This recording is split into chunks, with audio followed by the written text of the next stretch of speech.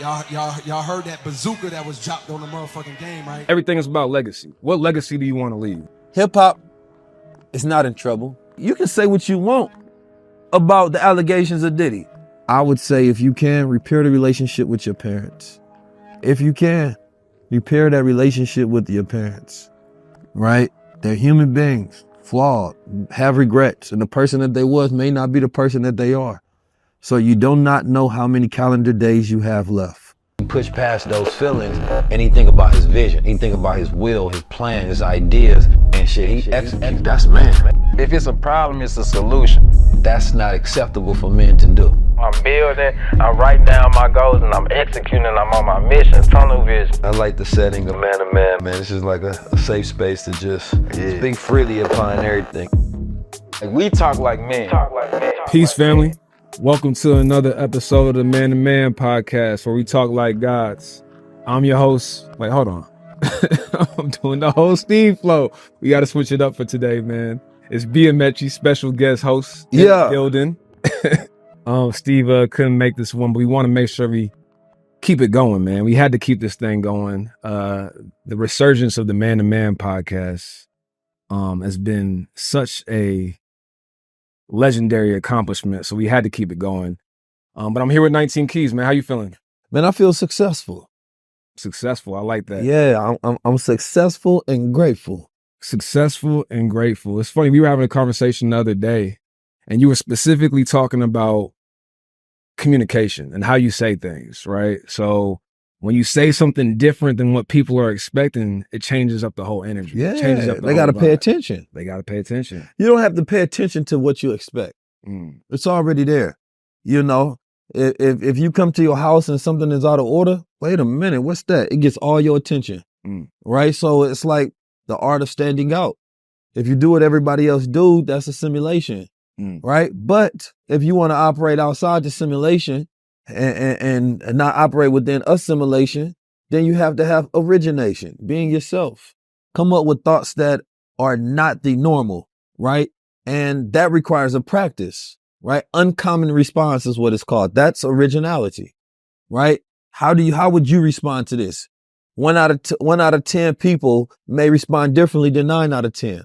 That's the person remembered. 9 out of 10, we don't remember you. In CIA, they have tactics to where they'll put you in a disguise that's normal so that you blend in with your environments, right? And there's average avatars, non-playable characters, NPCs. They should normally think the same. Political ideology is the same. Wardrobe is the same. Response is the same. Hey, hi, how you doing? How you doing? What you feel? I don't know. You know what I mean? How's it going? I'm just chilling. You feel me? What you got going on today? Nothing. You feel me? Same response. But when you operate from a different vocabulary, you put color to a gray world. So we want to operate, man, where we colorize things. I like that. It's funny too, because I know later on in this episode, we want to touch on music. Definitely got to talk about music. It's a lot going on. But I was thinking the other day about how homogenized music is, you know, and how in 2024, you know, it used to be like West Coast rappers would sound a certain way, Atlanta rappers would sound a certain way, and all the rappers from the South would sound a certain way. It'd be different vibes based on where you were at. But now, because of it being such a global world and with the internet and how it's taken off and how like you can pretty much get access to anything, even the lingo that people use isn't really that unique to the area. You know what I'm saying? It used to be like, if you're in Oakland, if you're in the Bay Area, you're going to hear a different sort of vernacular than you're going to hear, you know what I'm saying, in Atlanta. That's not really the case anymore. Bruh, it's almost to the point where I ain't gonna lie, I don't like it. I don't like it. Because I was watching some movie and the white boy sounded so hip. It sound like some regular stuff. It's just like, nah, bro, you know how this shit go. I'm like, what? That don't come from your environment. But now it's like they being artificially trained on how to sound cool. And I was mad because it flows so well. It was just like, you know what I'm talking about? Like, you know, just the way we operate out here. I'm like, what the hell? Mamas. Yeah, like on mamas though, you know how we get good. I'm like, but it didn't even sound like it was artificial. Like it sounded like he been doing it so long now that it caught on. And I feel like TikTok is the neighborhood, man. They be teaching people how to speak different lingos and languages like they come from the cool side. So it's like it's like in the high school, you go to the nerd table and everybody sound cool as hell though. You like, damn, man, I don't even know if y'all nerds no more. You know what I mean? Like, what's the value of being cool now when everybody sound like it because everybody has adapted the language? But I think that's the key though. It's like there's got to be new ways in today's world for you to stand out and be unique. And it's not about like over trying and try to be different, but just be yourself and find ways like when you're in a world of so much assimilation, how do you stand out? How do you become unique? Just how you were saying earlier with like the tip of thinking of how to, you know, say something that's going to be different than what people are expecting and like the different practices that you can do to get ready for that. You got to be able to tap in order to understand self, in order to make yourself unique, because everybody's a unique individual. You just got to let that shine. Yeah, that's a fact for sure. I think that comes with self-assessment. I think the more you can deeply assess yourself and understand who you are, the more that you can double down on those features that make you unique, right? And that requires self-awareness of being an observer of self. Oh, I say this, or this is how people respond when I do this, right? And double down on those unique features that make you different. Otherwise, like I said, you know, it's becoming to a point where everybody is like cloning the coolest thing to do. You know, it's like looking at, you got the highest model of something like in technology, and all the companies follow that template, right? So now everybody has done that. So now this becomes the standard. So now you then have to figure out something new to elevate above that because everybody has caught on to this new standard. And Black vocabulary and linguistics, and anytime you're talking about rhythm, flow, and coolness, as far as a pattern of speaking, we are the standard, have always been the standard. But people have now caught up to that standard because normally everybody in your environment didn't sound that cool. It would be a few people that stood out that was really good at it. And when I say really good, I mean like some people they just had it. But now people are emulating the cool. You feel me? But are they really though? Because that coolness come from like, that's how you got to operate when nobody looking. That coolness is like, you can't just have the vocabulary. You feel me? You got to have it in the way you move, walk, talk, and think. You feel me? You got to operate on a whole different spectrum. You know what I'm talking about? Like, that's how I always been. I was so cool when I was younger. It's the originality. It's the originality. It comes back to the originality. And I think I've always, not to interrupt, you know what I mean, your full magic at the moment. But I was so cool when I was younger, man. People would like ask me, why are you so cool? That's how I knew I was cool. I was so cool. If I dropped a pen, I would slowly look around, then pick it up like it wasn't even an accident. I just wanted to show you how to move like a man. 60 frames per second. I wasn't even trying to be cool. I had to break it because I was so cool. You know what I mean? Like I had to figure out, how do I stop being this cool because it's too noticeable. Because sometimes standing out becomes a feature of the unique that makes other people hate. So you like, man, I get tired of all these eyeballs. I get tired of people, you know what I mean, staring and asking me all these questions. I'm going to be like y'all a little bit so I fit in more so I can be in this social circle. That's assimilation. You simulation to the simulation. So yeah, man. That's the biggest operating your code. That's the biggest compliment though, when somebody wants to basically copy, for lack of better words, a model that you've kind of created. You know what I'm saying? A lane that you've created. That's the biggest form of flattery, right? Oh, well, I've been flattered. We've been flattered. We've been flattered. With the show, with everything that we're doing, and specifically with Man to Man, we got a lot that we want to get to on this episode. Shout out to Steve, who gave us a full list of topics so we can get to, but I want to talk about vision, right? Yeah. And specifically for a man, you know, because this is the Man to Man podcast, specifically for a man, how important it is to have I like to say a long-term vision, because I think everything you do in life on a short-term basis, what you do on a day-to-day, what you do for your job, what you do for work, what you do on a day-to-day basis should be attached to like a longer-term, the word I use is legacy. Yeah. Everything is about legacy. What legacy do you want to leave, right? And so when I think of that word vision, I think every man should have some sort of vision that is priority and what they have going on. So just talk about the importance of vision specifically for a man and how that plays a role in your life. It's the law of vision. Whatever you think in your mind's eye, is what you will see in front of you. Right? And I mean for like a prolonged period of time. Right? Like whatever you can hold as a firm image in your mind becomes your reality. So when man is in a vision, he has a vision about the world that he wants to build, ideas that he wants to bring into this world. right? And I had said a man is not supposed to chase. Let me read the exact quote from the tweet. A man never chases women. He always leads by vision. He doesn't seek pleasure and ecstasy in women. His pleasure comes from the satisfaction in birthing thoughts and reality. When he can't find pleasure in the latter, he seeks the lesser. Satisfy spirit, not flesh. So I learned this from personal lesson, first of all. I don't learn this as some pastoral preaching of a Bible verse. I'm speaking on personal lessons and testimonial of growing out of and understanding the wisdom of things. So the wisdom of a man, right? When one chases a vision, he is building his world. He is focused on building his world. It doesn't mean like, they be saying the woman not supposed to chase a man, man supposed to chase the woman. Do not chase. Not in the connotation that's connected with chase, because I believe when you chase anything, you chase a dollar, is going away.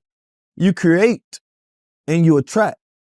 Right? So when a man is chasing his vision, what he's really doing is he's creating and he's attracting those things that fit within his vision. So when you are creating value, then money is attracted to you because you have produced a value that people who have money need to exchange that money for. That's good. Right? So what does a woman want from a man? From basic things, she wants somebody that she can look good on the public with. You know what I mean? If you haven't developed the dark traits and the light traits within yourself, right? By being in that mission, by going through that stress, by going through that challenge, you can't even lead her. So now she ain't got a leader in it. You ain't got no money whatsoever. You can't provide for her, so she can only think of you in short term, right? So any relationship you get in has to be short term because you don't have a long term for her to invest her time, money, and energy into. So she has to place you in a category of short-term satisfaction. So the only exchange from this relationship can be short-term satisfaction. And on a man's point of view, when you're not operating from a place of going towards a vision which produces satisfaction, right? Because when you produce a vision in the world, something that you've wanted to do, it feels orgasmic, right? So therefore you're satisfying your spirit. And when you satisfy the spirit, is long term. It's not the same as when you satisfy flesh. Anything of the flesh you have to continuously do over and over because it is fleeting. It's gone. You bust a nut, then after that, you got to go get another one in order to get that satisfaction again. You produce an idea in reality. Man, just thinking about the process of what you've done and everything that you went through to do it feels good, and it will constantly produce more and more pleasure. Being on the journey of hustling and executing and building and developing, that is the stimulation that you feel as a man. It brings ecstasy to your life. Now, when you're making love to your woman, now you producing that energy within, but she's giving you more energy to cycle into your vision, right? Now you're happy when you get home. So it's different. And that's why I say, no, a man doesn't chase a woman. No, a man chases a vision and he attracts a woman, right? Because if you chasing her, she out there being attracted by somebody else anyway. She's being pulled away from you. Yeah, you got to chase her. I ain't chasing. You feel me? In the words of some of Oakland's most profound linguistic speakers, I ain't chasing, I'm replacing. You know what I'm about? You feel me? I'm attracting or subtracting. That means you got to get on my life and you ain't adding to it. I like that. That's a good framework, but I think even like the framework of looking at it from a man to a woman and chasing a vision versus chasing a woman, I think is easy for people to latch onto. Yeah. But I do think that could be applied to really materialism in general as well. Because a lot of times people chase, whether it's a dollar or whether it's the glitz and the glamour, they're chasing materialistic things.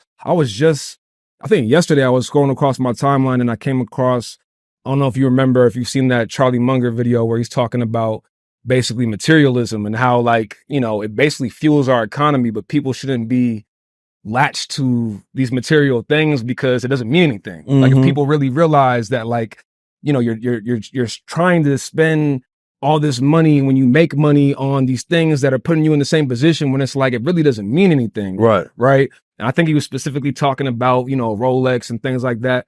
And it's funny because I was just talking to, I was going to bring that up because I was just talking to Solomon, shout out to Solomon, about what makes a Taurus a Taurus? You know, you and I are both Tauruses as a sun Big sign. bull season. You know, what makes a Taurus a Taurus? One of the things is stubbornness. People say that a lot. One of the things is confidence, ability to communicate, but materialism. That's one of the aspects too. People say Tauruses tend to have a passion for the material things. They tend to want to dress nice, look good, eat the best foods, like all those sort of things. That I'm saying, you just talk about the Rolex and things of that nature. But the whole thing with me with vision, now vision comes around back to make this a full concrete thought and a full point, is vision is the goal. All of the other things are byproducts of that goal. And I think that's the best framework to have. I'm in the process right now of finishing, I don't even want to say finishing, but finishing a part of a long-term vision I've had for quite some time of getting this book done called Nothing is Random.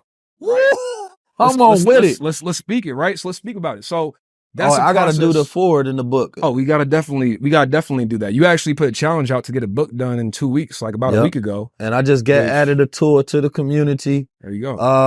The thing that helped you develop your book along the processes, because I don't want AI to write your book for you, first of all.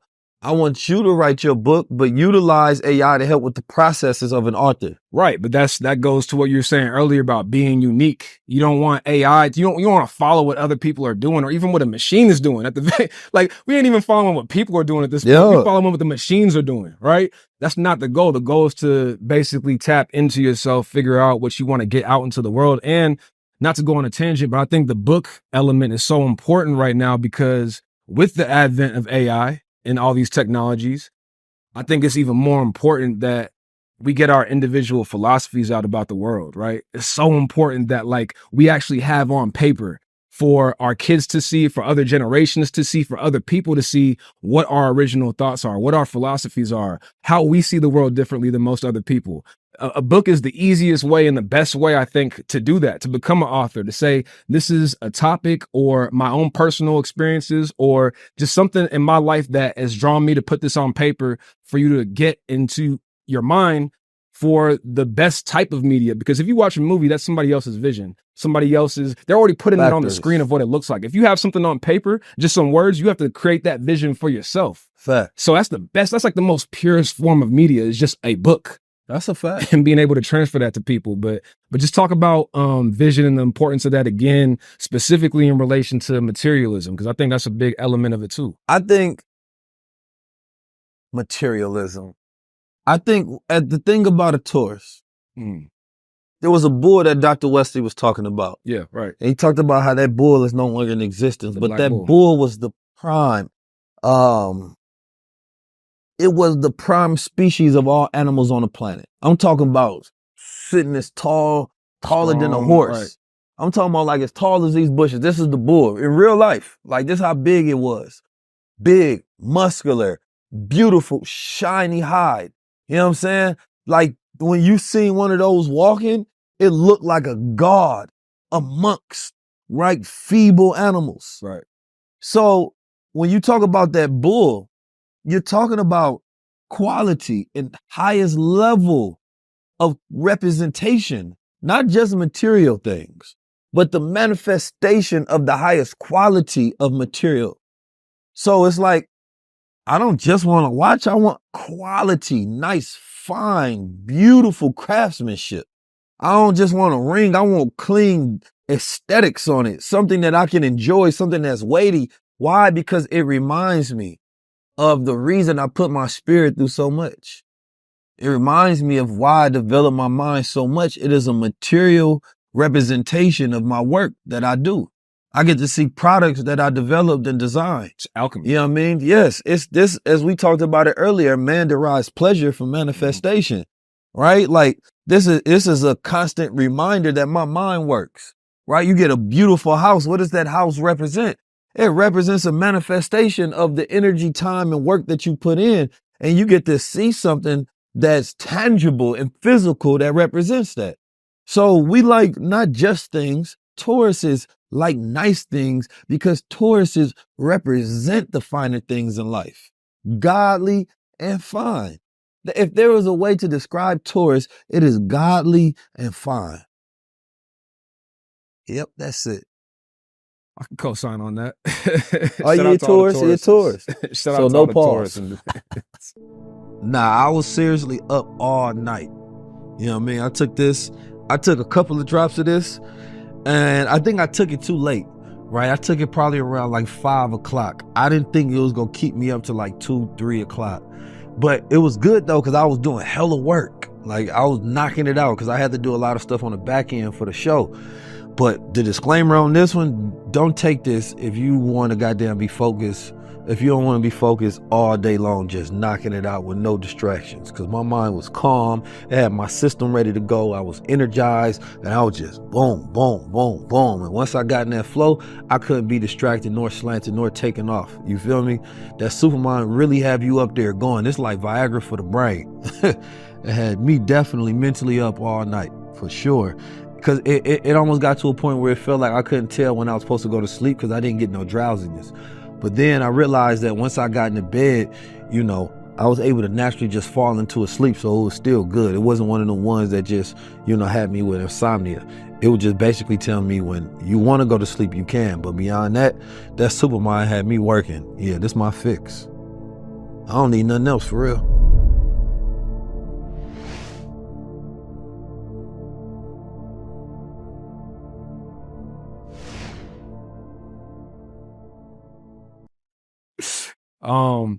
Let's get to some of this current event situation. I definitely want to make sure that we talk about the elephant in the room. Speaking of the Tauruses, let's talk about the elephant in the room, right? The whole J. Cole. J. Cole a Taurus? Nah. Oh, you said speak of the Taurus is the elephant. No, I said the Taurus. elephant in the room. I was just making a transition to the next topic. You know, people sometimes say elephant in the room. We talking about the Tauruses. So it's like a different animal that's in the room. Let's talk about the other animal that's in the room. Sort of situation. It didn't really, I'm not gonna lie. J. Cole's birthday is actually January 28th, and I actually know that because it's the same birthday as my fiance, which is interesting because she's a big J. Cole fan, or she used to be a big J. Cole fan. And not to say that this whole situation is what made her not a J. Cole fan, but the point is he's been a talk of social media as of late with the apology. Barbershop convos about who sit at the top now. The big three's fucked up, Cole gave up his spot now. Can't say you top 5 if you scared to be hostile. For the victim, I'm sorry, sorry, sorry, sorry, sorry. Yes, Your Honor, I'm sorry, sorry, sorry, sorry. Oh. Thank you, Your Honor. I just can't with that history. In accordance with the laws of the state of Nevada, this court...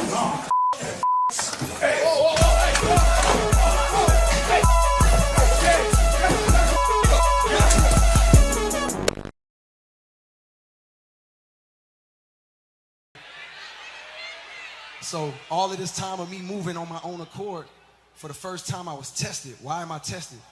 Because I got the world and I got my niggas like, what you gonna do, Cole? One, I know my heart, you know what I mean? And like, I know how I feel about my peers, these two niggas that I just been blessed to even stand beside in this game, let alone chase their greatness, right? So I felt conflicted because I'm like, bro, I know I don't really feel no way, but the world want to see blood. I ain't gonna lie to y'all.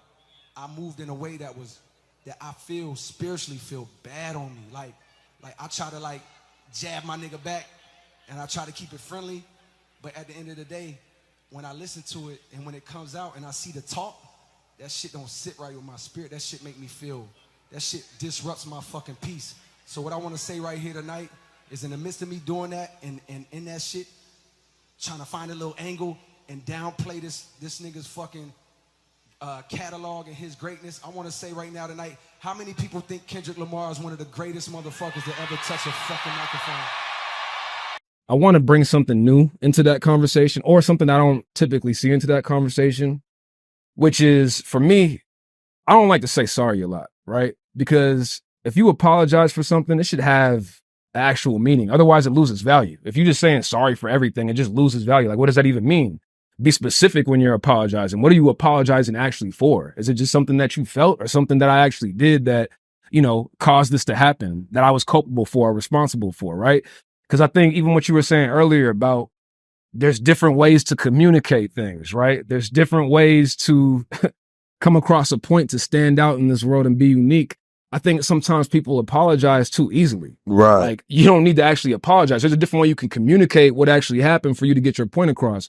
But when you use the word apology or you say you're sorry, what are you sorry for? So to me, the whole J. Cole situation, when he dropped the first, jab, whatever you want to call it, the diss track, the 7-minute drill, I thought it was a misstep. I thought it was a misstep because it didn't really feel on brand for J. Cole. Maybe other people felt differently. I've seen a lot of his core fans saying that they were excited that he dropped something. But I was of the opinion that he probably shouldn't have done anything at all. He could have just told the world, kind of similar to what he did in the apology. I wasn't expecting this from Kendrick or whatever. You could have said whatever he said in the apology without actually making the track first. Yeah. Bring up the definition of apology.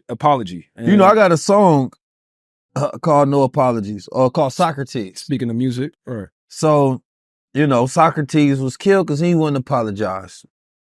They accused him of corrupting young men's minds with his ideas and things of that nature. But he went on his deathbed without apologizing. Now, I put out a statement saying that, and the statement was before this apology, first of all.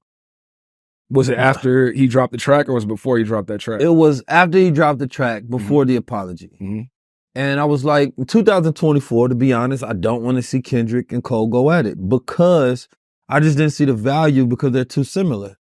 And honestly, in the big three, the big three conversation is Drake number 1 and Kendrick and Cole in competition as 2 or 3. I would debate that, but go ahead. You can debate it, but I mean, as far as hip hop goes, Drake is number 1. And as far as what? We said as far as hip hop presence. Goes. You know what I'm saying? As far as everybody, if you ask who's the number 1 guy in hip hop, everybody's going to say Drake. Drake carries that torch. I mean, it's almost not even subjective, right? And then I would have to say, Kanye West would be number 2 for me. I wouldn't even the big three. And I said this last episode, the big three is silly in a sense. I get the idea of these guys going at it. But what it does is it's disrespectful to everybody else as if they're not rapping, they have no presence, and they have no existence. And it's just a big three, which never been a moment in history that other rappers would champion behind. My whole thing is big three is disrespectful to all of hip hop, right? Because if I'm a rapper in hip hop, I'm dissing the big three. Right. How y'all just go act like I ain't rapping? What metrics are we going by? Right. Right? Because Kendrick, Cole, and Drake don't have none of the same metrics. Right? So the competition is not a metric competition. It's not on the same playing field. We talking about different things. Completely different. So and I believe that Cole and Kendrick are the impactful rappers that represent so much of the same elements that I would like to see their collaboration rather than their competition. So real quick, even on that note, right? During this whole process, you hear people be like, I'm a Cole fan, I'm a Kendrick fan. It's bro, Cole fans and Kendrick fans and fans of y'all like the same genre of music. Come on now, it represents this is the artist that I resonate with the most. Right. And for me, that's Kendrick, but still don't act like you're not a Cole fan. That's because they're both doing the same thing for hip hop. Right. That's what I mean. Drake is doing something different for hip hop. But Kendrick and Cole to me are doing the same thing for hip hop. But Drake he's universalizing things. He's bringing South African artists and UK and all of these different styles, and he's making the club hits and the bangers, and he's dropping albums back to back. He's doing collaboration albums. He's in a club, he's doing the videos. He's consistent. He's consistent in giving you everything that you want from a rapper, except impactful songs that Kendrick and Cole does. In the sense that he talks about conscious things. He talks about political and social things that happen in our reality. What's going on? Yeah. Right? He speaks on, that's the not culture. him. Right. So they exist in the pocket that Drake doesn't serve at all, but is they, not one or the other. So therefore, Kendrick and Cole battling to me makes no sense because they serve the same purpose. Now, Cole and Drake battling makes sense. Kendrick and Drake battling makes sense. Now we can go after each other. Now we get to see two styles. Now we get to see two people saying, listen, actually, my style of hip hop is number one and it should reign supreme over all this. And then some lyrical who talk about these things who come from this perspective is the best in the world. And he like, nah, actually the way I do it and the way I flow and the way I've been doing it and I've been taking the reins when y'all disappear and I've been holding it down. This was gonna run. And I told y'all stop playing with me.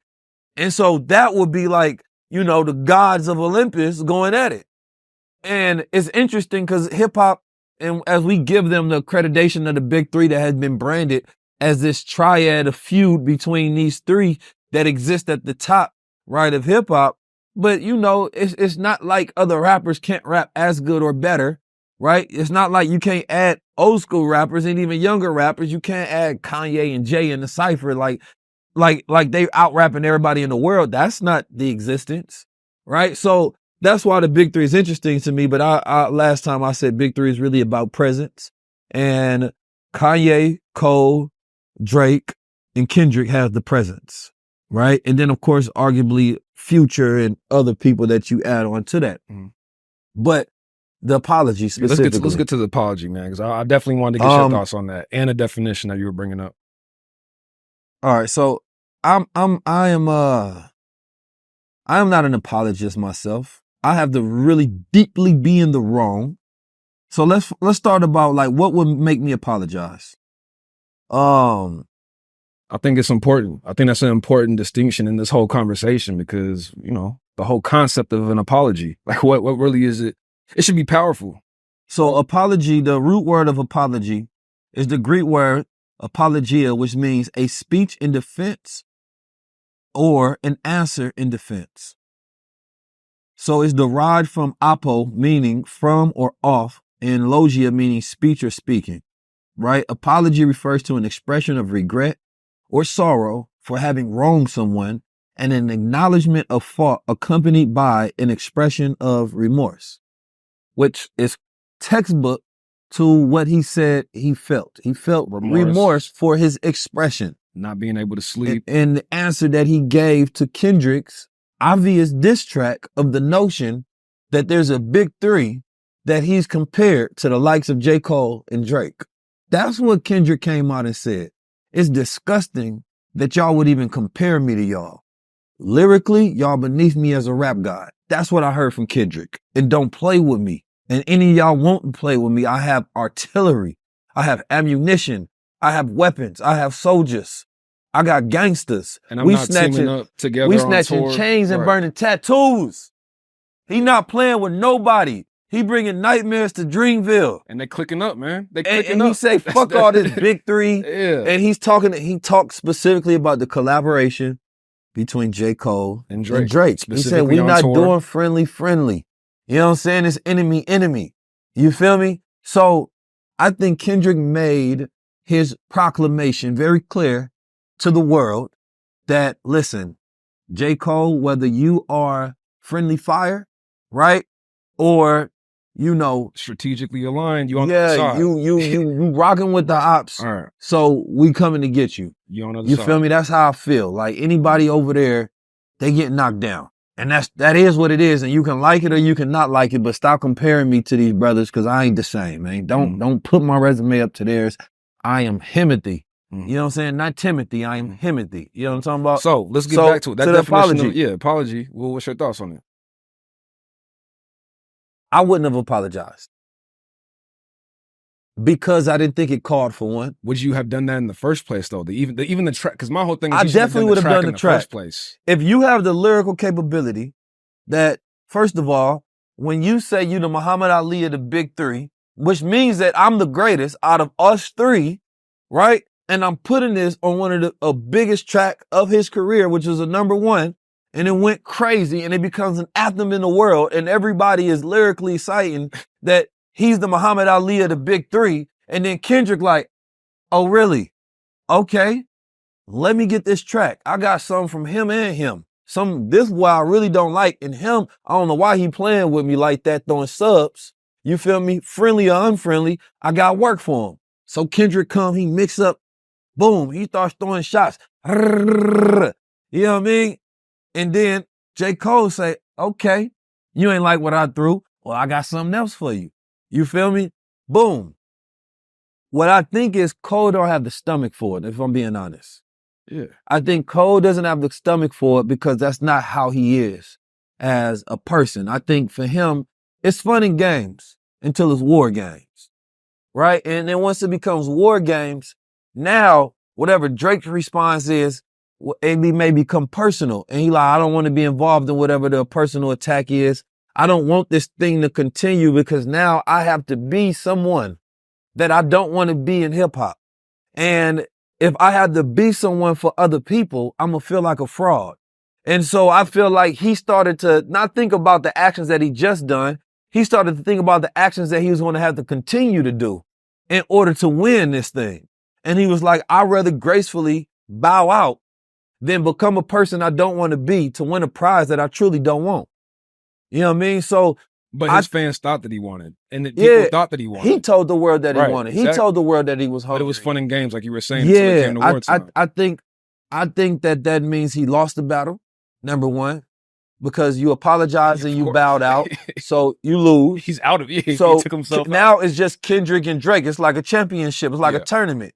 You feel me? It's this Dragon Ball Z, like the Super Bowl. Yeah, he knocked out you got knocked out the tournament. You feel me? He handled little bruh. Now he going to big bruh. No disrespect to Cole. I have all the respect Shout out for to you. Jake. Yeah, we just having a nuanced conversation. But I'm saying this is how I think about hip hop. Now, here's the thing. Now let me get into my Mr. 19 Keys bag. Hold on, before you get to the 19 Keys bag, right? I want you to hold that thought. Before you get to the 19 Keys bag, one of the things that you outlined that I don't think is talked about enough is, to me, Kendrick was essentially responding to subtle jazz. They may have been subtle, but he was responding. They wasn't even subtle, in my opinion. Yeah, I mean, they put his name in it, right? If you say it's a big three and I'm Muhammad Ali, there's nothing subtle about that. Okay, You're telling me it's us, but I'm better. 100%, right? So he's responding to that. But I think the framework of how people were acting about this situation was as if Kendrick just went on the attack. Right. And was just going rogue. And to me, that already implies, and I'm biased, but that already implies that he kind of won that element of the battle. It's like he responds and everybody's acting like he's attacking and it's hip hop is back and all this stuff. When they've been attacking him the whole time, subtly. Yeah. Right? So I just thought that was an interesting nuance. Well, and you kind of outlined that Drake well. and Kendrick have been trading shots. Exactly. And J. Cole wasn't involved in that, but he made that line. So once you do that on your biggest track, there's got to be repercussions for that. I think what Cole tried to do on Super Bowl was acknowledge Kendrick at the same time while keeping it competitive for Drake. Right? While saying, I'm neutral. I know y'all guys got a problem. I know it's Drake's song, but I'm going to acknowledge Kendrick because I don't even like the fact that y'all beefing. But at the same time, in order to keep it hip hop as we trade shots, I'm going to say I'm better than both of y'all, which is kind of like these are playing both sides of the fence. Yeah, my homeboys is beefing. I'm better than everybody. But it's not. The homies ain't laughing because they really beefing. But it's not just that line though. He also talked about the steppers and everybody's breakfast meal. I don't have the lyrics in front of me, but that whole steppers line too, in reference to his last album. So it's not just. And there's been small things that J. Cole, allegedly is, subtle shots here and there. So it's not just the big three line. I don't want to leave that off the hook. All right, but go ahead to your train of thought. But here's the thing with Kendrick: if you doing tour.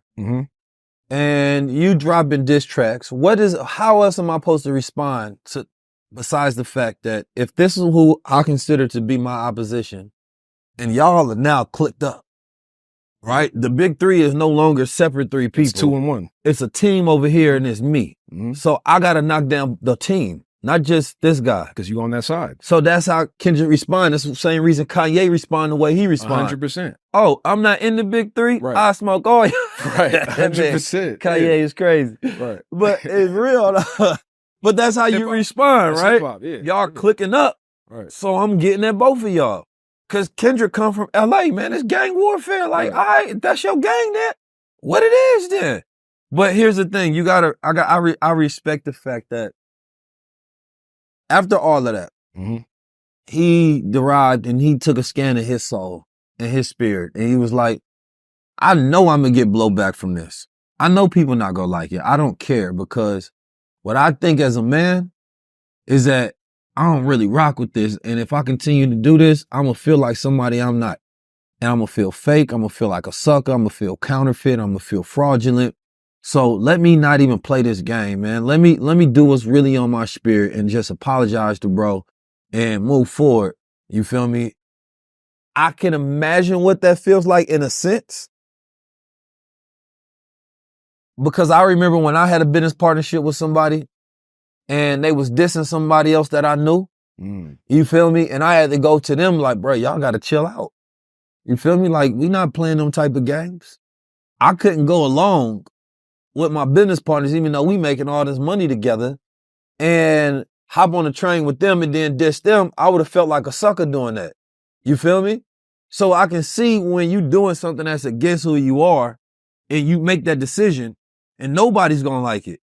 You feel me? But long term, I think he did the thing that he was most aligned with. Like I said, if I was there with him and counseling him, I'd be like, you don't have to apologize. There's a better way to go about it so that not to make the track. Yeah, either. you can gracefully bow out. You feel me? You can say that, listen, I did what I had to do. It was competitive. I'm going to leave the rest up to these two guys. Because I don't know what Drake got in his arsenal, and I don't know what Kendrick got next. But I want to put this on record that I respect both of them. And that this is for the fun of hip hop. And I love his records. And the things that I say on there have nothing to do with me actually disliking this man, having vitriol or hate. And as a black man, I've witnessed so much in this industry that I dislike and I don't want to become a part of it. I've witnessed beefs that happen and cats are still going at it 20 years later. I don't want to be nothing like that.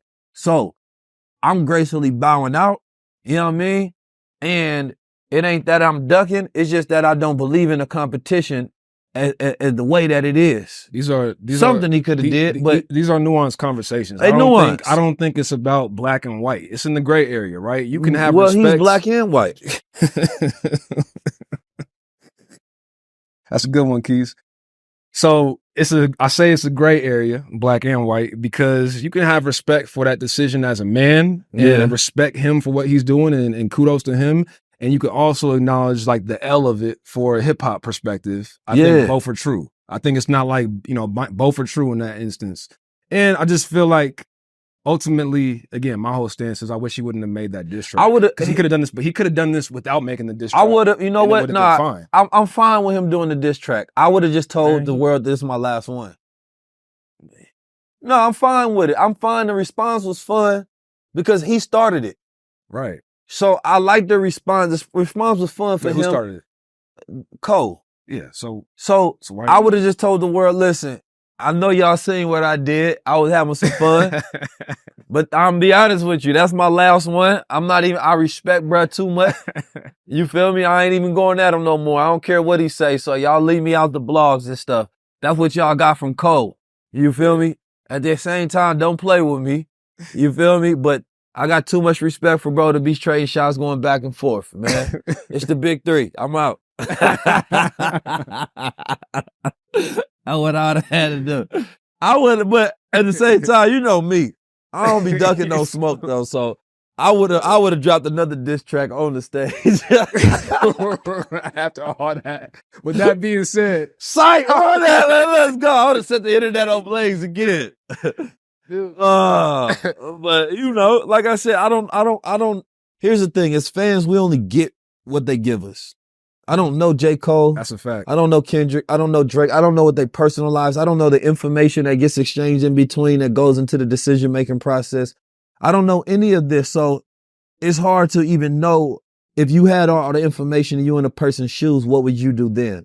It's easier as a spectator and as a fan 100%. To say the type of game you would have played. Yeah. Right? But when you actually on the field and you have to deal with the information that you got, it's a different decision that you got to make. So, like I said, I think, though, men being able to do what J. Cole did, I think is important for this reason. So many beefs, and I hate to be the one that I got to give you my high level. So many things have happened in hip-hop that could have been stopped with an apology. It could have been stopped with just a recognition of fault, or a person could have said how they really felt. But are you a man if you let the world influence you to do something you really don't want to do? And how much peer pressure that goes into beefs. You know what I mean? People going at each other back and forth. Oh, this side said, oh, this side said. Hip hop has been instigating for a very long time, right? So I think a man that's fully operating within himself, he not moved by instigation. And when you are and you correct yourself, however the world takes that don't matter. How you live with yourself is what matters. So I think that I think a lot of people owe each other apologies in hip hop. And they just not man enough to give it. You feel me? And so they end up crushing the beef a decade later, 2 decades later, 3 decades later, or like 50 and Ja Rule never. You know what I'm saying? But it's like 50 and a lot of people. If conflict resolution if we was used to conflict resolution, this wouldn't even be so problematic. But we're not used to any conflict resolution in hip hop almost whatsoever. Things always spiral out of control. Things become personal. Things become disrespectful. Things go to a point where you can't come back from. It's too late. And now people on both sides are fanning the flames. And now it's not the sport that you love no more. Now your family is in it. Now it's ugly. So once it get to that point of disrespect, it's no taking it back for a lot of people. Now you have to live a life responding to something that you wish wasn't created in the first place. So I think that, yeah, if you really feeling you want to go there and that's the sword you want to die on, go all the way to it. But if you're not really aligned with the choices that you made, man, just apologize to that man. And also, I ain't got no problem. I'm gonna say this last thing. I have no problem with black men apologizing to other black men. Point blank, period. For whatever reason. Unless it's some sucker shit. Well, I think it goes to the fact that, you know, on a man-to-man conversation, like, you're never backed into a corner where there's only one way to respond. Mm-hmm. You can always respond how you think is best. Right. There's always, when somebody says it's plan A and plan B, you could do plan C. You know what I'm saying? Like, Right. You don't have to subscribe to what everybody wants you to do. I think, though, the nuance is when you're in a sport, right, where there is a championship trophy, when you're in a game like hip hop, where, you know, that's the other side of it. If you want that top spot and what comes with it, is that a sacrifice that you even want? Or do you want to just make records and live your life and have peace and be able to go to sleep at night? Sometimes that sacrifice that's taken to get to that top thing, you may not even want to do it. And I think to Kendrick, like, Kendrick is willing to live at the tops. However, so this is the only pushback I have on that. You said earlier Kendrick kind of speaks for the culture in a lot of ways, and I agree with that.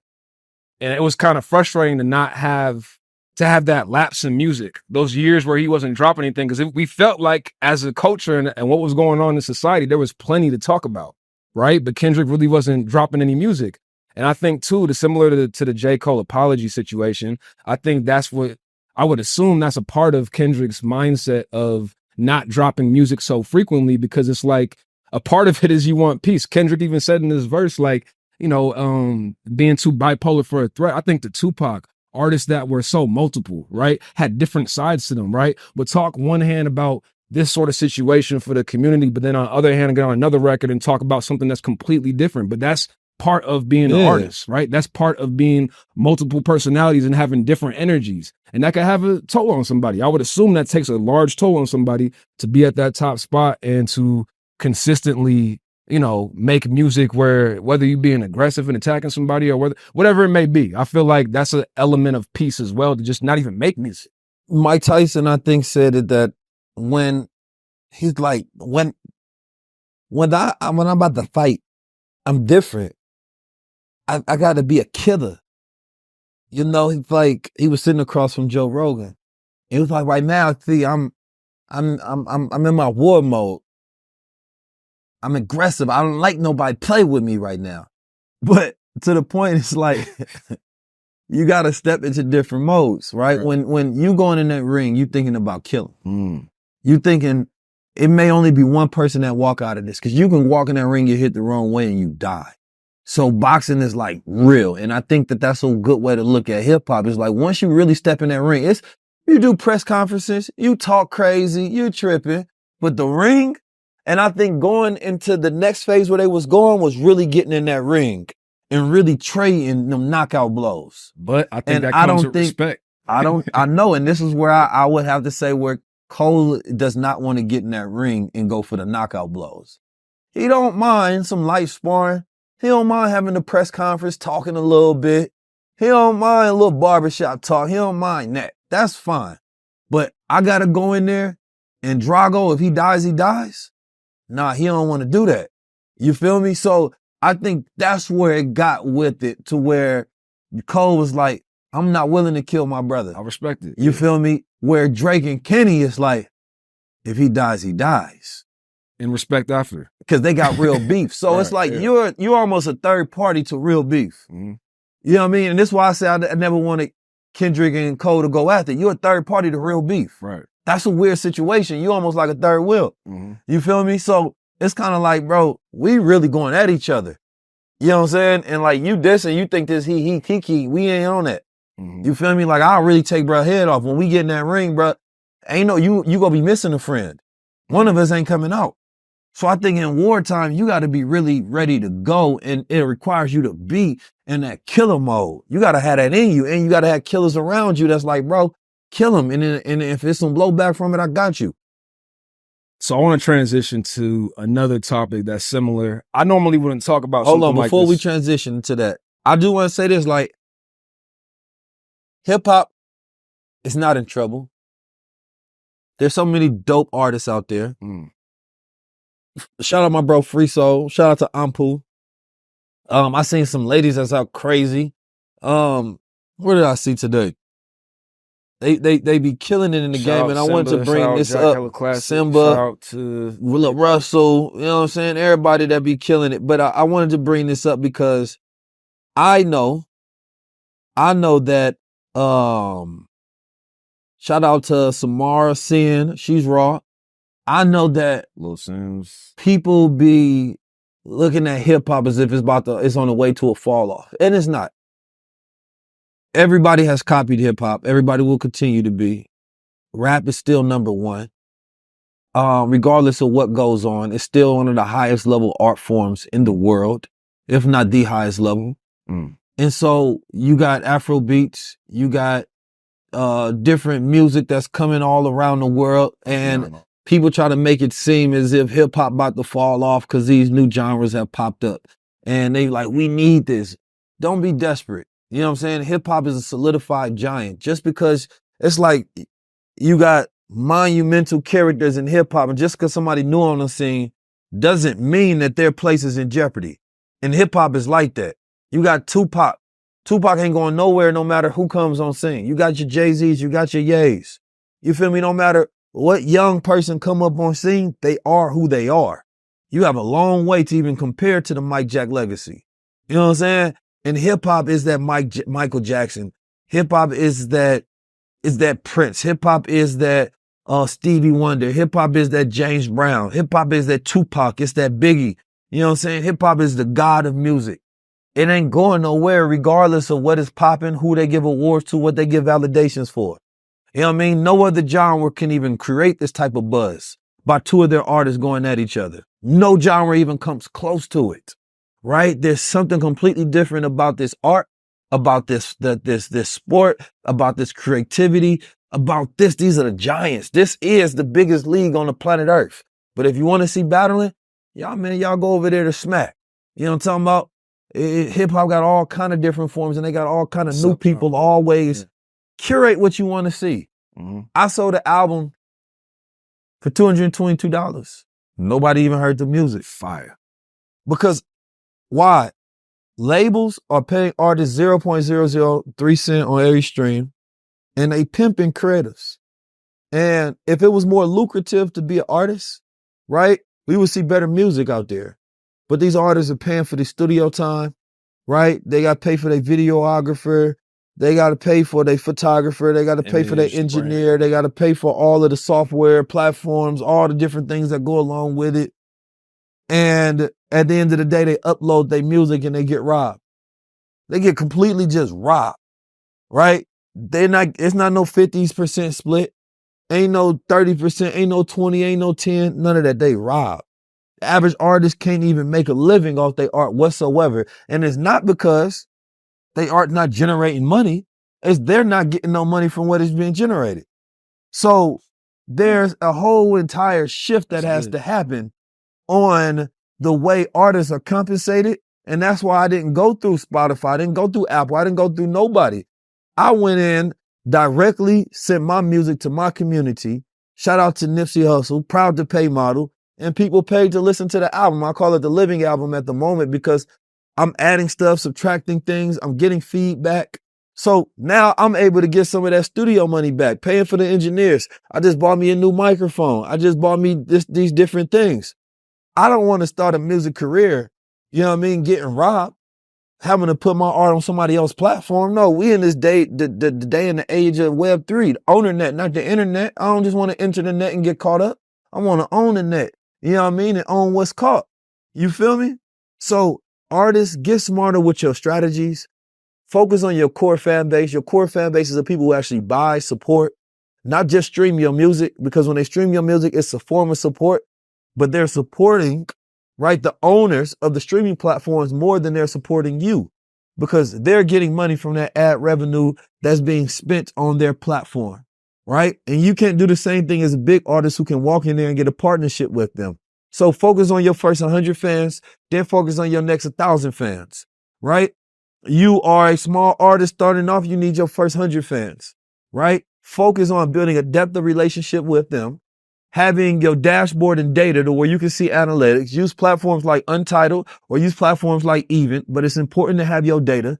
If you have the data, you know what songs are being streamed more in real time, what's working, what they constantly listen to, who's listening to it, which users listening to it. Now you're able to go back to them and, hey, I got new music coming out. It costs $10. You're their favorite artist. They spend $10 on socks. They want to spend $10 on the last 3 months of you putting together hours and hours of dedication and putting together a masterpiece. No, you should be able to get at least $100 from each fan per year, right? Out of 1,000 people, that's $100,000. Average artist is not making 6 figures in America. Average American is not making 6 figures. So at the minimum, have a strategy to pay your bills, right? Have a strategy to where you can make more art and constantly reinvest, but use independent strategies so you get your first 1,000 fans. And it starts off by treating your first 100 fans correctly. Pay attention, listen to them, focus on depth of relationship with that community, focus on data-driven decisions as well as heart and passion decisions as you're making your music, so that you're not just coming together with the magic, you have the science built into it so that you can actually have a process with repeated results and you can create a living. Because I'm tired of seeing all these broken, dusty artists who's brilliant, magical beings on this planet Earth. That's all I wanted to say. Oh, that's great. And it's a two-way street. Like you said, it's communication that comes with the music, right? If you drop it on iTunes, you drop it on Spotify, what happens when somebody listens to the project? Well, this method, you can actually get feedback from your people, talk to your people, know your people.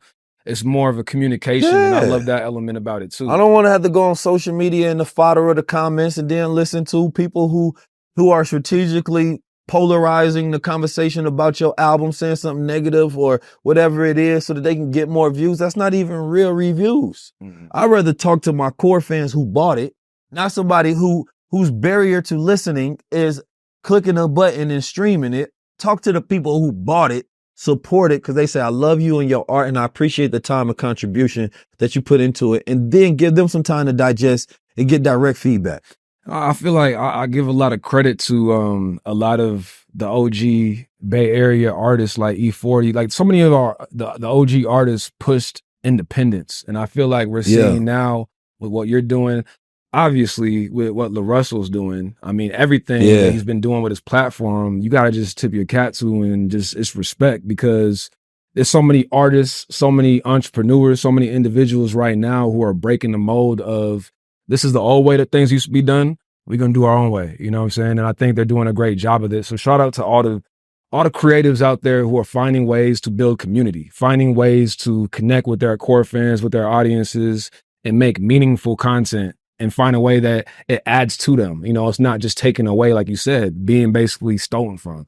Transitioning, I want to get back to the music, but before we do, I definitely wanted to talk about, and I want to be careful how we talk about it, but the Meek Mill. Oh, and if you want to get my album, send me a DM and send me a bid. Send him a DM to get that album. Definitely check it out. It's fire. You know what I'm saying? Definitely tap in with it, man. And like you said, there's going to be a fluid situation. Like you're going to add things, subtract things. It's going to be a living, oh my God, bro. It's going to be a living, breathing project. So definitely tap in to that. You got to relax, man. All right. So I wanted to talk about the Wale Meek Mill situation. Actually, I didn't want to talk about it. That was on the notes from producer Steve. Okay. Who wanted to producer notes. Producer Steve. Producer notes on here.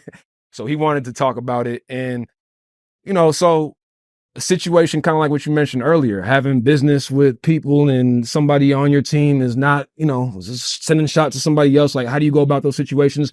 I want to talk about it from not specifically Meek Mill and Wale, because I don't feel like that gets us anywhere.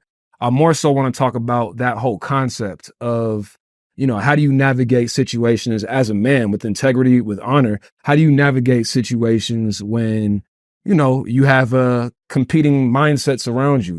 It's op situations. How do you navigate those situations? It's very simple. Communication. If you're a man, you are not afraid of confrontation. And confrontation happens in all aspects of our lives. And this is what happens is a lot of men are afraid of confrontation and conflict. So they don't move forward with it, they move around it. And so as a man, everything just about can be solved through communication. I'm going to confront this situation. I want to talk. Even though it's uneasy, even though it's challenging, you still do it. That's what makes you a man, right? Utilizing your intellect to solve problems. So regardless of the disagreement, as men, you should be able to communicate outside of your feelings. Hey, I did this. I wasn't aligned with this. I don't like how this is going on. I think we can solve a problem here. We not aligned here. Let's talk about it, right? Conflict resolution. What is it as you as a man that you can express yourself to another man and y'all can communicate and solve any problem? That is a high principle of masculinity, being able to intellectually solve your problems, to talk things out. It is very low quality of a man to where he cannot solve his problems with another man by simply speaking to you. Hey, bro, what was going on with this? What was the issue that we had? Right? Can we talk about it? Let's have a meeting. You know what I mean? Like when we get so used to using our emotions and flowing with our emotions and our feelings, instead of rising above our emotions into the thinking of God, which is logic, which is command of logic, then you can get to a point, right? To where, hey, we can agree to disagree, but now I understand you. And now that I understand you, I can continue to accept you, which means I can respect you. But where there's no understanding, there's no acceptance, there's no respect. So therefore, you can no longer move forward with that person. But it's like any relationship with your woman. A point of contention has to come to communication. We don't want to talk about it, but we have to. So let's get out of our feelings. Let's start operating just within our heart. Let's speak from our minds and let's look at this. Because if we look at this as men, I'm sure there's a way we can confront this. Hey, if you move like this, moving forward, we good. If you just communicate with me and let me know, because I'm gonna be honest, this is how I felt. I thought you were doing this, so now I'm stuck to my assumptions, right? That's produced by my feelings. That's art to my reality that I have to operate off of. So now you have two people in these different worlds that could have communicated, so they living in the same world. I think that's good right there, man. Assumptions. I think assumptions is a key underlying factor of the problems and challenges, lack of communication. Yeah. What is lack of communication? It means that you don't have understanding. What does not understanding mean? It means that you have to make assumptions on what the understanding is.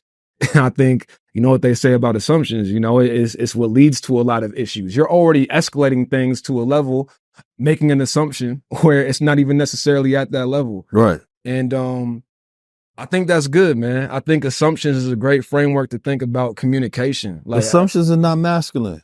Man. We've all been there making assumptions, and it's like, damn, I should have used my damn brain. I should have talked to you. I should have communicated. Conflict resolution, as we going back to this, like J. Cole apologizing, right? Conflict resolution, know where you're willing to go as a man, right? Really sit with your feelings and your thoughts and know what you really think. Get out your feelings, operate into the thinking of a God, right? But I will go to this other note I wanted to add on top of this. Loon, my brother Loon, he was doing an interview and he was explaining about Meek Mill again and academics. And he was explaining how academics get paid from everything that he does when he talks about these rappers. But he was saying that rappers need to, and not just rappers, but artists and whoever, if you do not like what the media is doing, how they portraying you, and you think is unfair, at this point it's your fault. And the reason being is because you're not investing in an opposite to create your own campaigns, narratives, and messaging, which comes from independent media. Independent media is now supposed to support you, push narratives that go in your direction, but without your investment and or support. And when those other operators of those platforms, they get paid to bother you. They get paid to run salacious hit pieces against you. They get paid to create polarizing content about you. They get paid to create engagement in their audience so they can get more reach and more advertisement budget and dollars in connection to their content. So if you're not investing in independent media, you can no longer complain about biased media. That's a good point. Join high level. Tap in. Make sure y'all hit me if you want to sponsor, you want to tap in. This is a different type of time that we are in. You know, Dr. Wesley interview, 100,000 views in a day. Say that again. Dr. Wesley interview, 100,000 views in a day. Listen, we're so disrespectful to our innovators in our culture. Speak on it. We're completely dismissive. And when we start talking about politics, we start, whether it's local or whether it's at the highest level, and we start looking for saviors in these laws and these programs and these things, when we don't invest in each other, right? When we got whole NAACPs, we got people that give out awards, but they only validate people that fall under certain safe framework. There's no movement. There's no growth. There's no revolution. While we ignore those who do incredible feats every single day, we don't care if they get a budget. We don't care if they grow. We don't care if their business fail or succeed the next day whatsoever. But we watch clowns every single day win because we know the other side rewards clown shit. But if you don't reward God or king behavior, we can't complain about the clown shit.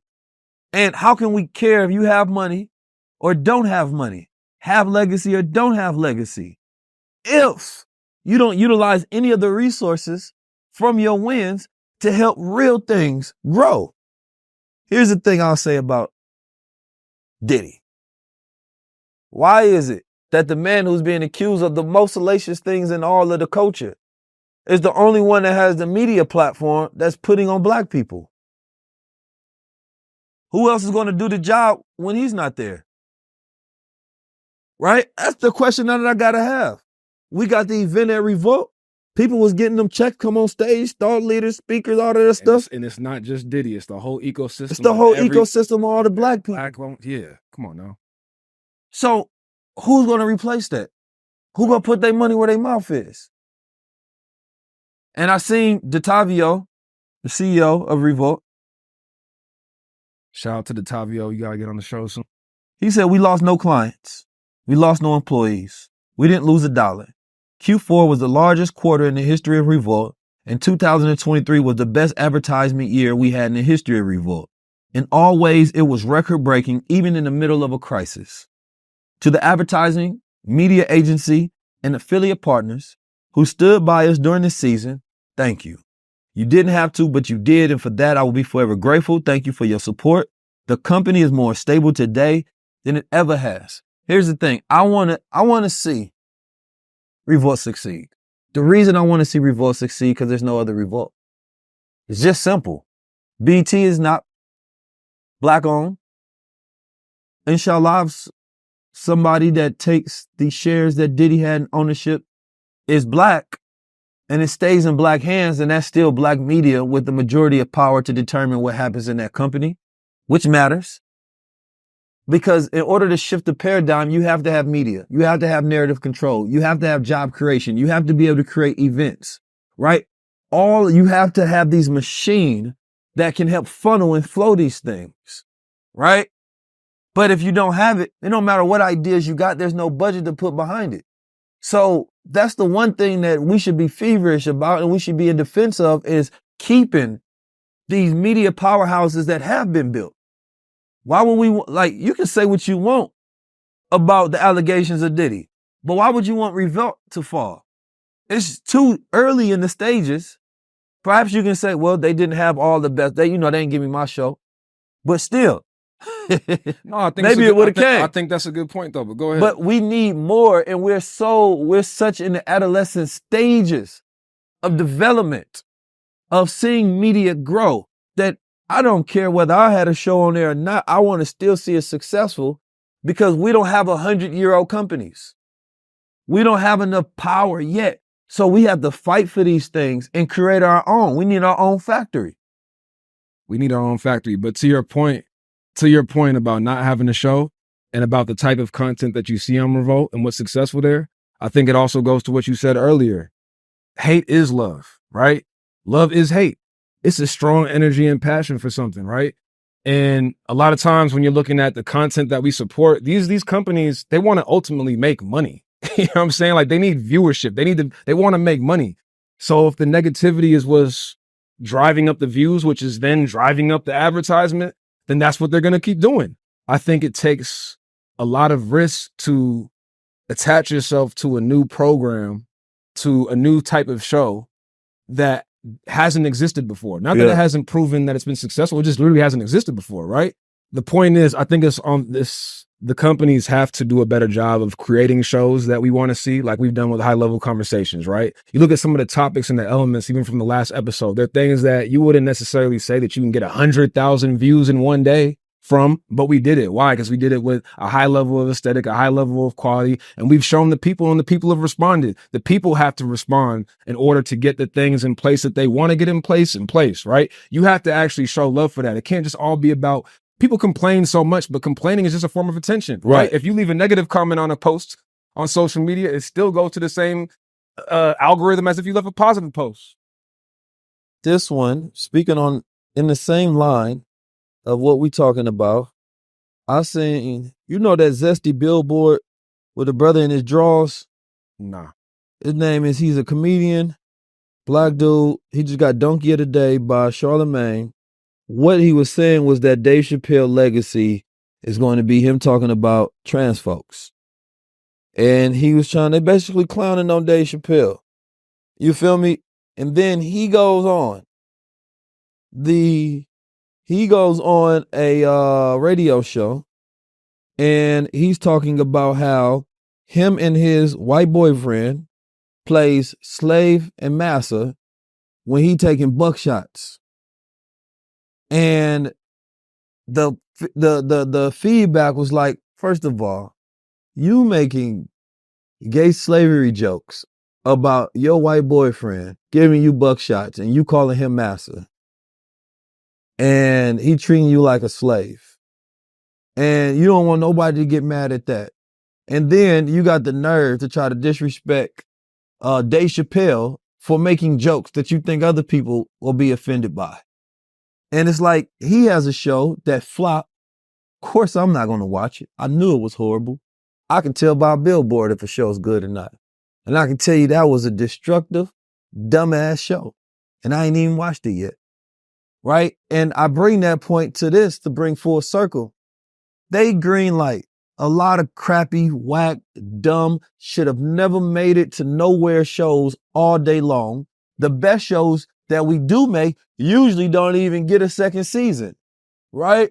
I just seen Monkey Man, and I don't know what the hell they were trying to do with that movie. It was well shot, but it was like they were trying to be a Bollywood version of John Wick.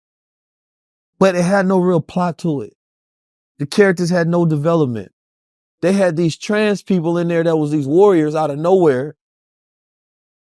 Didn't explain why they was warriors. Didn't add nothing to the plot whatsoever. And it just felt like they tried to do like this storyline where they add these, you know what I mean, elements of diversity so-called in, and they just throw it to the masses. And it felt like crap. And I'm like, how do people get greenlighted for this stuff? And this was what's the guy name? What's his dude? The director name? He directed Get Out. You know, Jordan Peele? Jordan Peele. This is one of his movies. But the movie was trash. It was shot good, don't get me wrong, but the plot was like something ChatGPT came up with. So now we living in this phase where I promise you, we're going to see the best content that we've ever had, because real people going to be able to make real good movies. From the source. From the source. We're going to see stuff to where it's direct from creators, original content to where people actually want to watch, not this fake Hollywood budget, sit on the couch and somebody gave you a deal for whatever you done did, because that's what this stuff seemed like. But when you got this crappy whack, same thing with the Magical Negroes. Oh I seen that shit. You watched the movie? Man, I wanted to smack the director after seeing that's, that. That's the type. It's probably that's the type- top 3 worst movies I ever watched. That's the type of movie you got to stream. You can't just watch that in the theaters. I didn't go to no damn theaters to watch that. I'm about to say the Magical Negroes, top 3 of the worst movies I ever watched in my life. And only because I don't know what the other 2 are, I'm saying top 3. But right now it's number 1. That was the dumbest, most disrespectful, low down, dirty, dusty movie I've seen in decades. I would have rather watched something on Tubi. These Negroes are Negroes that's supposed to have magical powers. They can pop in and they can mantle in the affairs of human beings. And they got their own bureau, like the Bureau Adjustment. And their sole purpose is to make sure that white people don't get so stressed out that they don't kill black people. So they use all of their power to be bourgeoisie Negroes. And don't get me wrong, the metaphor is not lost on me, but the execution makes it a movie that makes you feel lost, and it feels more as if they're adding and perpetuating to the stereotype, wasting a budget on such a movie versus actually having a movie that could have encompassed the metaphor, right, that black people of power exist solely to serve white people pleasure, right, and not make you feel scared and things of that nature in these spaces. But instead, these Negroes, I mean, it gets bad, some of the stuff that's in there, to where black men are literally giving white men hand jobs. And the reason this Negro loses his power, because Dr. Umar wasn't a big enough warning for him, that he wanted to be with this white woman so much that he was willing to lose the power of teleportation. He was willing to lose the power of the magic that he was a part of. You know what I'm saying? Don't get me. As you explain it, the metaphor sounds like the movie is amazing. But the movie is terrible because it doesn't actually depict empowering circumstances whatsoever throughout the whole entire film. And you can't have a metaphor that's supposed to be a subconscious messaging of a movie that is supposed to play out if the visuals don't represent that, because it's not empowering. When you're watching it and you just see niggas being sucker bourgeoisie class. So I rate that as the top 3 worst movie of all time in black history. And I really Take that L. I can't speak on it too much because I didn't see it, but I saw the trailers and I immediately knew I wasn't going to watch it, or at least I was going to watch it on streaming only. So I'm actually quite surprised that you watched it. But I had seen what you call it, and I was like, oh yeah, the Magical Negro. I knew I wasn't going to the movie to go see it. Okay, I bet. Yeah, it's a distinction. But I will say, as somebody who sometimes I got time to I want to say throw on this some though. crap. I want to say this though, because I've seen the worst movie. A few months ago, I saw that Madam Web movie, which was terrible. That was terrible. Right? It wasn't as bad as the Magical Negroes. But I want to say this about... They've been making some bad movies. They have, but I want to say this about bad movies, because there's so many people involved, like you mentioned, from the actors to the directors to the cinematographers. Bad movies are not the actors' fault. Right. Well, there's a lot of elements, and that's the only... That's Madam the point. Web, through and through, everything bad. Okay, but I want to make the point, though. It's still... You can imagine...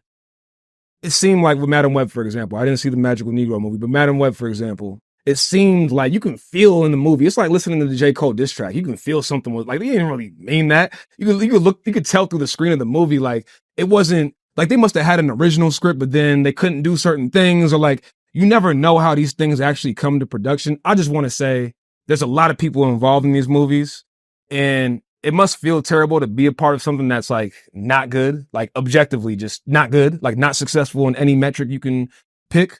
But I will say there's a lot of people involved with these things. That was trash.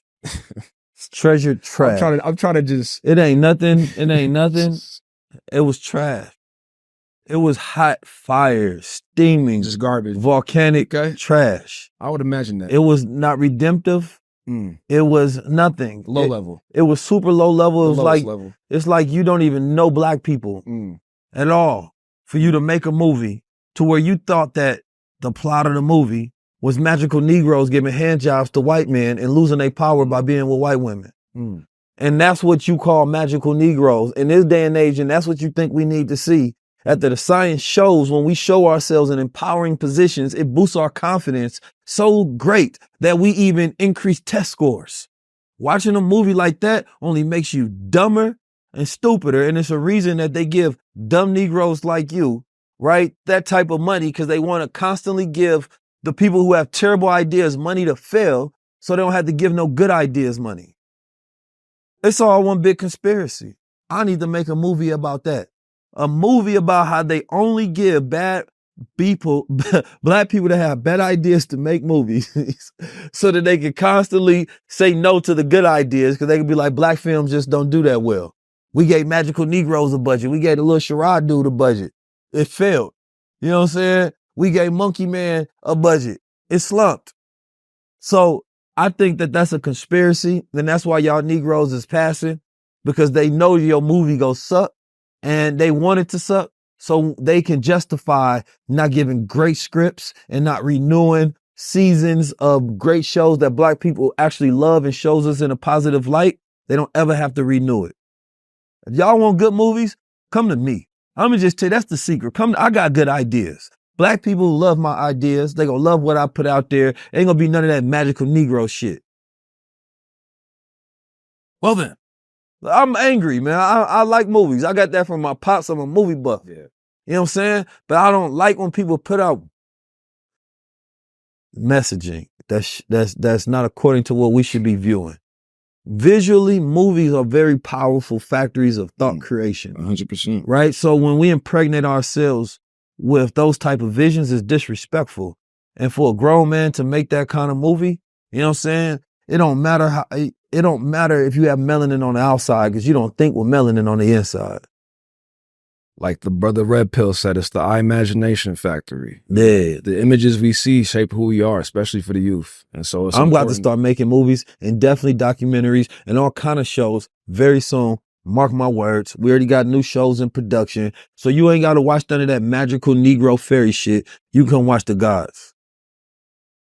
See, this is why I don't be mad at, white people got the new word woke, but they use woke as a way to like talk about whatever they want to talk about. But it's like Disney went so-called like white woke, and white woke is different than black woke. But they went white woke, which means they add all the diversity, equity, inclusion stuff. You know what I mean? And then they watered down the movie so much that they was terrible. They killed Marvel, right? This is why you get Madam Web type stuff, to where you got 7 females in one of the worst films ever produced, right? And that's disrespectful to the female population. They should have boycotted that movie because, it make the female Marvel movies look bad. They did the other one with the other 3 Marvel girls. Terrible movie, right? And like I said, I think it's a conspiracy. They particularly want those movies to fail. She-Hulk, I want this to fail. It is a conspiracy. When y'all think y'all getting inclusion, y'all really getting ruined. Boycott that. Wait till you got proper representation with an actually good script and a good movie. Otherwise, when it's time for something good, it will never be greenlit. And you ain't supposed to run the red light. Well, on that note, I definitely want to end on something positive. Since I'm hosting this episode, or a special guest hosting this episode of Man to Man, I want to do something that I feel like men should do a better job of, which is giving appreciation, right? Showing love when love is due. And I will say, Ramadan just ended. Ramadan Eid just ended. Eid Mubarak. And,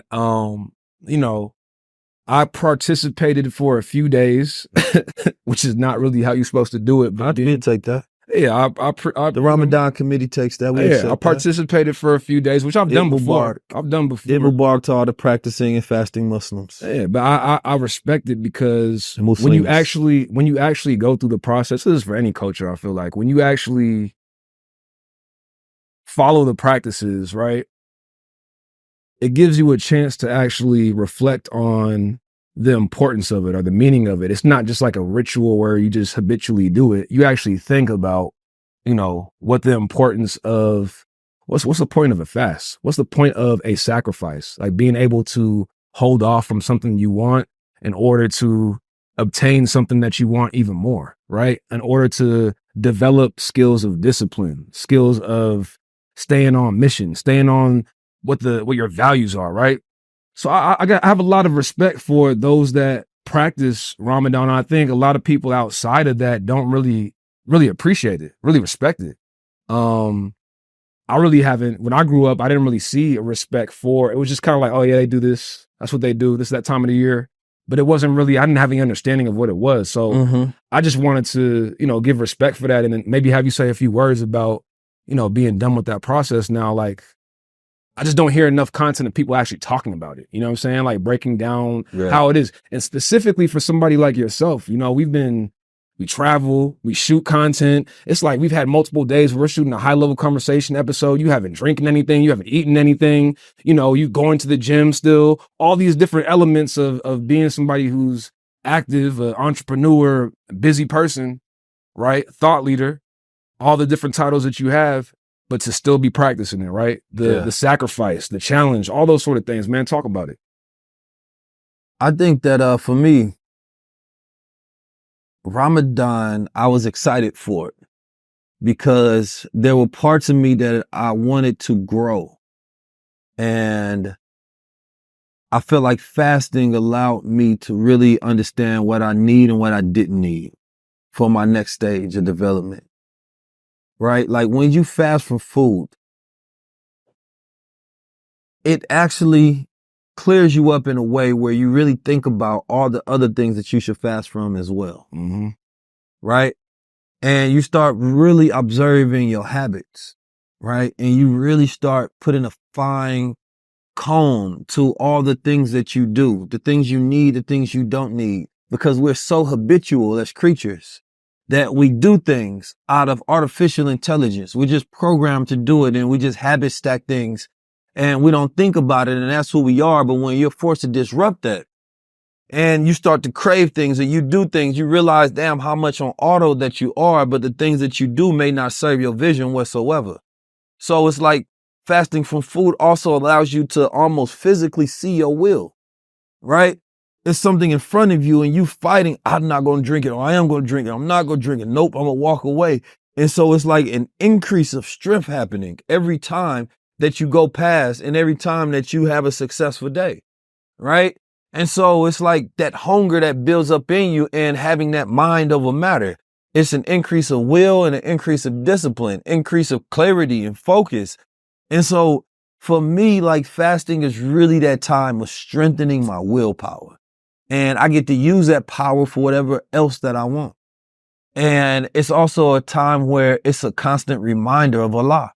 It's a constant reminder of your connection to a higher purpose and power and things outside of your daily routines. So I think a lot of people, they go through it for different reasons. Some people may just be religious about it, right? Some people, do it because, like the reasons that I said, they want to strengthen their will and discipline. Some people want to get, closer to Allah and get more of that spiritual alignment. Whatever reason that you do it, it has to be a good one because there's going to be benefit from increasing your will and your discipline. So it's a daily process to where it almost sometimes it don't get easy. Some days it's different. Some days I got to work out and I'm like, I'm happy that it's over in the sense that I get to get back to my regular routine of like eating and working out and things of that nature. But I also did a body mass index test and I had too much fat on me, right? So I knew that now going through that fast, I was able to lean up some of that. Now I got more muscle to grow, right? So I think that that's also necessary where it's like, go through a cleanse, whether you Muslim or not Muslim, there's a benefit. People call it intermittent fasting, right? You eating only at a specific time to train your body, allowing your body time to now burn up that fat that's on your body throughout the day, right? Train your body and really see how much you need. Because in America, we eat too much anyway, right? And then when you fast all day and then you go eat a meal and then you eat a little bit and your stomach has shrunk and then you full. But as an American, you feel like you need to eat more because you feel like you have to have more to be satisfied when really you were satisfied with a lot less. So it really gets you to see your true self at the same time. Like, why do I feel the need to have more when I've already had enough? Right? And food is sustenance for energy. Food is like a tool. Like, what are you using the food for? So it changes your relationship with how you see food. I break it down. Do I want to break it with the sweets? Do I want to break it with some fruit? Do I want to break it with vegetables? What do I want to put on my body first? Break right? fast. So you really start thinking about why you do things instead of being caught in a routine. It lets you strengthen your will and your discipline to where your will becomes like a real tangible thing that you can see the increase or the weaknesses of as you go through your days of strength and weakness. You go through your days of success and failure. And it allows you to be in tune with your spiritual self, in tune with Allah, right? As constant daily reminders of why am I doing this? Because to me, that should be the voice in your head. And it shouldn't be, oh, I'm Muslim, so I got to do it. No, have a reason, right? Like your personal reason makes it stronger to me. If you're doing it because you say, I'm a Muslim, I'm going to do it. That to me is like, you might as well not do it. But if you're doing it because you see the actual benefits of how it's going to make your life better, right? And throughout that process, you've picked up something or put down something. Now you're a better human being. That is beneficial. So, everybody has different struggles going through it. But to me, it was just about that routine of not being able to work out and eat. Because what I find is I don't really be needing food. Like food is easy to abstain from. It's really drinking, because if I got to talk, I get cotton mouth, I can't speak. Or if I work out and I get too overheated, right now I need me some water. Yeah. So now I couldn't go that hard in the gym. I couldn't do the runs I wanted to. And I do not like eating too early in the morning. So I'm waking up at like 6 a.m. and we having breakfast, but I feel like I get tired afterwards because now my body's trying to digest this food that I haven't put in any work for. So if I go to the gym, now I'm working out and I'm like, wait a minute though, if I keep working out, because sometimes you get strong when you're fasting, you don't feel weak, you feel strong. But I'm like, I got to stop here because sometimes I feel like throwing up because I haven't drinking anything. So I'm like, all right, I'm done. Let me leave and go home. But now you burning all of this energy throughout the day. So it's making you hungrier and hungrier. And now you telling your body, nope, you got to wait all the way till the sun goes down. Right? So it's like your body fighting you and telling you, bro, eat, eat, eat. So, my whole routine was thrown off, but I've gained some beautiful insights, and I put down things that I won't pick up, and I picked up things that is going to make me stronger and make me better, and I'm happy for that. And I think that this probably was my best my best Ramadan to date. As a man, it has been my best Ramadan to date. So shout out to everybody that practice Ramadan. Shout out to all my friends, my family, my loved ones that practice with me. Shout out to everybody that made it through. For whatever reason you couldn't, or you was there in spirit, whatever it may be. It's just a beautiful time. And I think Ramadan is not even just for Muslims, it's for everybody. Whether you are a practicing Muslim or believe in Islam, you can derive benefits from abstaining from food and being in practice with billions of other people who are doing it all around the world as well. 100%. So I'm actually going to continue to fast. If y'all want to do this, fast with me every Wednesday, right? It's just a constant reminder, right? I think the beauty of Islam is it's always to send us constant reminders so that we are in flow and harmony with ourselves. It's kind of like the praying prescribed times. It's a balance. Fasting week to week. All right, this is the day. When you're not eating, you're thinking about, what am I doing it for? Right? All right, I'm not eating. All right, now you checking your body. Oh, I got too fat, or I don't work out enough. I don't got enough energy. What do I want to eat when I do break my fast? Do I want to eat healthy or unhealthy, right? So then you think about financially, like all of these things start to jump in, like, oh, I spend too much money here, right? I need to stop spending so much money here. I'll have more money here. So it's like financial fasting is as well. Like go 30 days without spending money on any outside things of necessity. I'm about to do that one with the community. Matter of fact, I like that. We're going to do a financial fast. 30 days, buying nothing new, right? That you don't need outside of like things that are going to sustain you. Because what you're going to find out is once you get rid of some of those financial habits, you won't pick them back up, right? And you realize that you've only been doing it because it's your routine. But does that routine match your vision? Information is everywhere. You can log into YouTube right now and type in almost any subject. But I'm gonna be honest with you, you won't even know if it's human generated or if it's just based on the algorithm that figured out that you wanted to find this subject and queried your information, created an automated process so they can get your eyeballs to try to sell you a product or get advertisement dollars. Humans need humans. We don't work and operate that well learning from machines. because it's the connection to the information, it's the connection to the process that allows us to grow our neurons. It's that connection that allows us to be able to tap into that tapestry of thought to where we need to learn and be in environments to where we feel aspirational and we are inspired and it's empathetic. So today it's not about just having access to the information. It's not just about being able to have democratized education everywhere. It's about connection. Are you actually connected to it? When you are in a community, it reinforces that environment of connection. And that's why being a part of high level is so important. So you are reinforcing an environment with that human connection. I see you, you see me, you feel felt, you want to learn. Information and data, statistics and numbers and automation is fine, especially if you want to create income and utilize the technology for such. But human connection has always been a real source of learning. Don't just go for the information. Go for the community and go for the connection. Where you say you at? Where you say you at? Where you say you at? Where you say you at? Where you say you at? Where you say you at? Where you say you at? Tap in with the guy. That's big. I like that. Much appreciation though for everybody who practice. I know for me, Ooh, a financial Ramadan. I like that. I like financial Ramadan.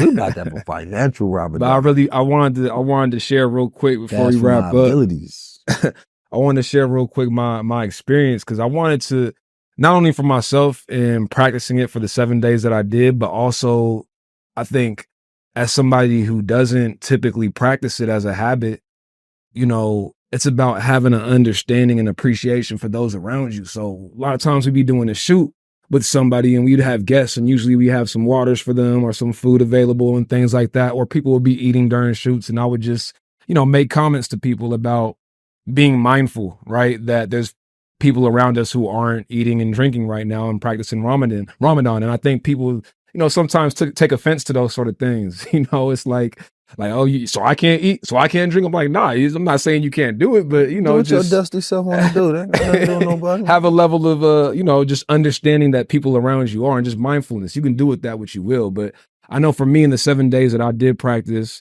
what you said about water definitely resonated with me because the water was the main thing. It wasn't the food, it's the water. And I found myself just, you know, you just get parched throughout the day. You're speaking to people, you're doing different things, and you just want to hydrate yourself. And what I noticed though is I have this appreciation for water now. Mm-hmm. When you take away from something, you have an appreciation for it. So and that good water. Good water. We order our water in glass jars, like good water, right? And I will fight the devil lemon before I goddamn go and drink me a Dasani to break my something fast. like that. Right, Right. exactly. Tap water. Well, you send me the tap water. We got to tap in. That's we don't like drink the tap water. Tap water is like smoking a hookah full of chemtrails.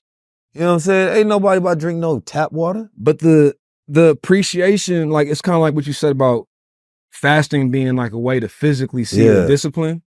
The appreciation for water kind of led me to an appreciation for those in my life. Like you know women, what I'm saying? Yeah, women or water. The women in my life, right? Not just my fiance, but my mother. I had multiple conversations with her when I was doing the fast. You know what? It did make me talk to my family more. I don't know if that's a symptom of it, but I really do feel I started like missing them Negroes. it gets you back to the core, man. It gets you back to like, you know, what's really important. And as a man, I feel like we don't always do the best job of tapping in with our parents, brother. Our parents. Not to cut your magic, but it actually gets me thinking about that because when you're fasting, you're trying to find other things to fulfill your spirit. And I think that's why you call family, right? Because they make you feel full. You know what I mean? So I think that's why like I was seeking other things because I wasn't eating. I was seeking other things to fulfill my spirit.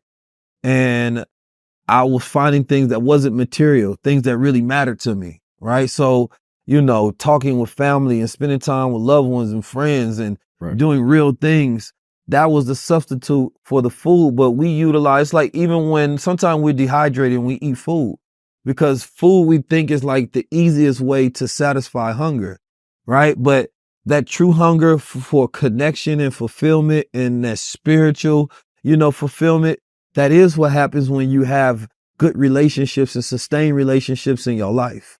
So I think that's why, you know, it particularly brought me closer to family and make me want to spend more time because it reminded me of other things and other ways to be fulfilled. No, that's 100% true. And I think no matter what, I know people don't have the best relationship with all their parents all the time, or their mothers or their fathers or whatever it may be. But I do think there's something to be said about that foundation of family. And I think as men, a lot of times when I talk to your mom, she always, one of the first things she'll ask is, how are your parents doing, or have you talked to your mom? When's the last time you talked to your mom? Like I feel like your mom says that a lot. Mm-hmm. And as men, I feel like we don't always do the best job of maintaining that strong relationship. You know what I'm saying? You may talk to your mom every now and then when something's going on, but you just talk to them to see how they're doing enough. And I feel like that answer can never be enough. That's some real shit. I feel like it can never really be enough because these are our mothers. You know what I'm Call saying? my mom after this. Yeah, I think it's important. If you knew how many more days you had left to talk to your parents, you would talk to them every day. And I think that's something that I've been thinking about. I had like an hour plus long conversation with my pops yesterday. And I was just thinking like, damn, pops don't call. But he at that age, you got to call him. You feel me? So, but when I did call, he was excited. We had a long conversation, right? We caught up, and it's the same thing talking to my mom. I called my sister, older sister, out of nowhere. She's like, what you calling for? I'm like, just to talk to you. She's like, you never just call to talk. And I'm like, yeah, but that's why I'm doing it. There's nothing else I'm calling you for, just to see how you doing. And we start talking about, me and Hirsch have a almost exact same taste for like movies and stuff. So we started talking about that and different stuff in life and a bunch of different things, but it was good, So, being reminded, anytime you got a reminder to talk to your parents, you don't know how many days you have left with them. And so regardless of the qualms that you have, I promise you, there's no greater regret than the days you miss out with family that you could have spent with. And we always think we have more time than we do. But tomorrow could be it. Next week could be it. You can get a call in the next minute. So if you have a beautiful, long, loving conversation with your parents before they go, I promise you that's going to have your soul at rest and your soul is going to be at peace, right? To where you don't feel a regret because you know that relationship had a good connection. So whether it's last words you want to say, always have those last words, something that you mean and something that you want them when they have a flash of their life. Those words are revolving in their head. You know what I mean? But I would say if you can, repair the relationship with your parents. If you can, repair that relationship with your parents, right? They're human beings, flawed, have regrets. And the person that they was may not be the person that they are. So you do not know how many calendar days you have left. Use them all. Yeah, not just repair, but strengthen, Yeah. You can always improve it. These are your parents, at the end of the day. So little dusty self wouldn't be here without them. It's a fact. So anyways, this was a very good time hosting this show of Man to Man podcast. Shout out to Steve, shout out to Solomon, shout out to the team, shout out to High Level. Y'all make sure y'all tap in, man. We got a lot going on. Some really good episodes of high level conversation that'll be coming up. So definitely stay tuned for that. Keys mentioned it in this episode, but the high level community, I think it's something that you all definitely will want to be a part of. If you're somebody who wants to make a book, or if you're somebody who wants to join a book club, we don't have a book club, but we'll have a book tribe. Yeah. So that's definitely going to be right around the corner. So we want to see you in it. You know what I'm saying? Keys, I appreciate you letting me having me on this Man to Man podcast. I also appreciate you for putting the battery in my back to kind of move forward with this book. You know what I'm saying? And get this book thing going, man. So if anybody wants to pre-order that copy, make sure you DM me at B_Amechi. Definitely tap in. But this is the Man to Man show. Man, appreciate you. Appreciate you.